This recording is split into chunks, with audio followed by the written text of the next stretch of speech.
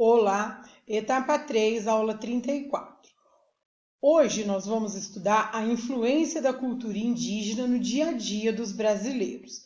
Nós sabemos que o povo brasileiro é formado por diversas culturas, inclusive a cultura indígena, a cultura europeia, que é os chamados brancos, e a cultura africana, que são os negros. Então, nós somos um povo formado de uma miscigenação, de uma mistura de outros povos, e que aí surgiu o nosso povo, o povo brasileiro. E uma cultura foi influenciando a outra. Sabemos que os indígenas contribuíram muito na formação do povo brasileiro, assim como os europeus, brancos e africanos, negros. Colaboraram na maneira de comer, de beber, de vestir, de se comportar, com músicas, com danças e até com brincadeira, tá? Por exemplo, a peteca. A peteca é uma brincadeira tipicamente indígena. Nós sabemos que os indígenas eles têm muito contato com a natureza, conhecem muito bem a natureza, tratam muito bem da natureza, Porque eles sabem que a vida depende da natureza. Nós dependemos da natureza. E com isso eles adquiriram um conhecimento enorme do uso de plantas medicinais. Na aldeia, no início tudo era... Não existia remédios, como esses em farmácia que a gente compra hoje. Então era tudo à base de planta. Na aldeia ainda até hoje e até nos dias de hoje, na nossa casa nós temos o hábito de fazer um chazinho, de usar um olhinho, que vem da natureza, que é a base de plantas. E os índios utilizam muito bem isso. Sentiu uma dor de estômago, eles vão lá, tem um chazinho ali para fazer de erva doce, hortelã, sempre à mão. E nós aqui também, um boldo. E é assim no nosso dia a dia. Ah, sentiu uma dorzinha na perna, no músculo, vai lá, passa ali uma arnica, que também é uma planta. Então, nós fomos aprendendo ao longo do tempo também com os indígenas a utilizar essas plantas, que são chamadas de plantas medicinais.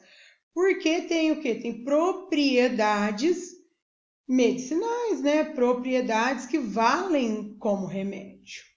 E alguns desses exemplos, a semente de sucupira, o óleo de copaíba, pó de guaraná, a sálvia, que faz muito bem para a imunidade, a arruda, que serve para prevenir varizes, a jurubeba, germão, tanchagem, dente de leão, erva de Santa Maria, mentrato, saião, folha de pitanga, pariparoba, cipó de São João e dentre outros.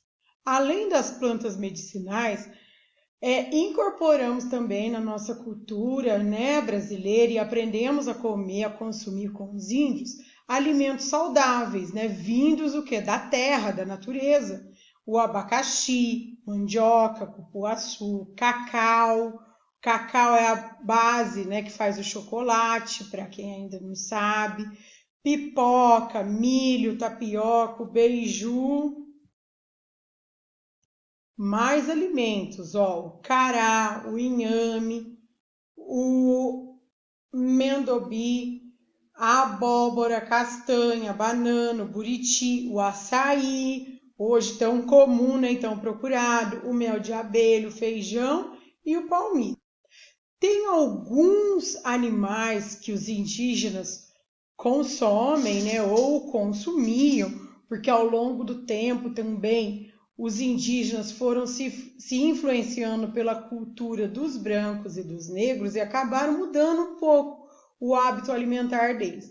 Tanto é que no começo, no início, os índios eram assim bem mais saudáveis, não desenvolviam tantos problemas de saúde.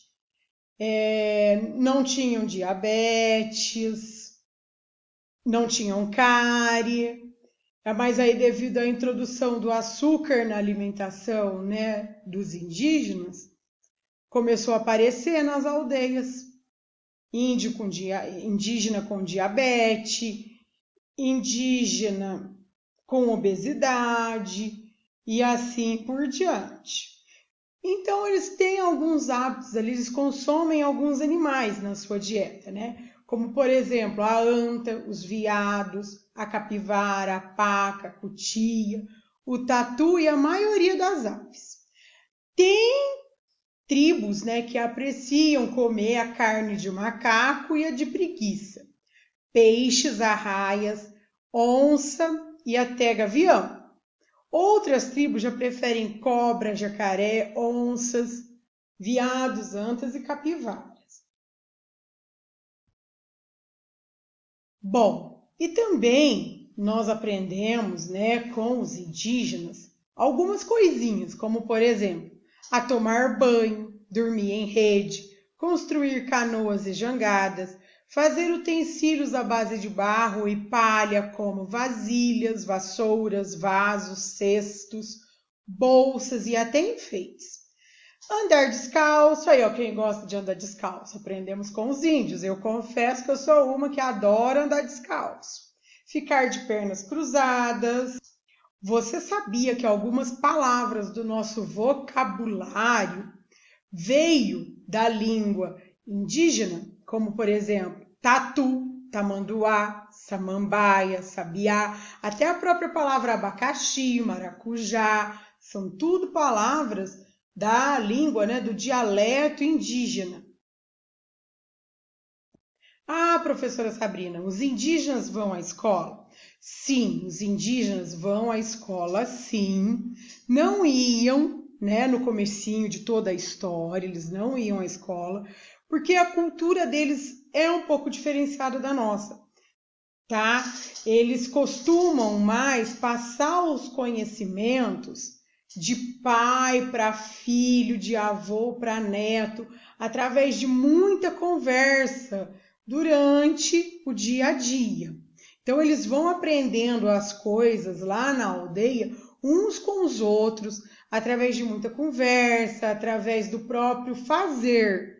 Então, eles vão se apropriando, né, da sua própria cultura, iam, né, se apropriando da cultura deles dessa maneira, onde o conhecimento, né, as brincadeiras, o próprio trabalho na aldeia eram passados de pais para filhos. Mas hoje em dia, com as mudanças, com a influência de uma cultura com outra, os indígenas vão à escola sim. Então, tem lugares aqui no Brasil, não funciona, não é toda aldeia que tem uma escola, tá? Em alguns lugares tem escola, mas fica numa área fora da aldeia. Mas normalmente eles tentam manter a escola dentro da aldeia, tá bom? E como que funciona o aprendizado dos indígenas na escola deles? Eles procuram também ensinar coisas que fazem parte da cultura do povo indígena, porque tem que preservar, né? É necessário preservar as raízes e os indígenas valorizam muito isso. E tudo é trabalhado de acordo com a realidade do indígena, naquela aldeia, naquela tribo que ele vive. E eles aprendem também o funcionamento da língua, do dialeto deles, que eles usam no dia a dia. E em algumas escolas ensina-se uma segunda língua. No caso, pode ser o português, como tem algumas regiões aqui no Brasil que fica perto ali de terras que falam espanhol, algumas ensinam espanhol. Então, isso varia de aldeia para aldeia, de tribo para tribo, essa organização do ensino na escola, tá? Mas os índios vão à escola sim. Eu trouxe até um exemplo aqui, uma foto. Aqui, ó, essa é uma escola indígena que fica em Alagoas. Então, assim como todo povo brasileiro, o indígena brasileiro também tem direito à educação. Até a próxima aula!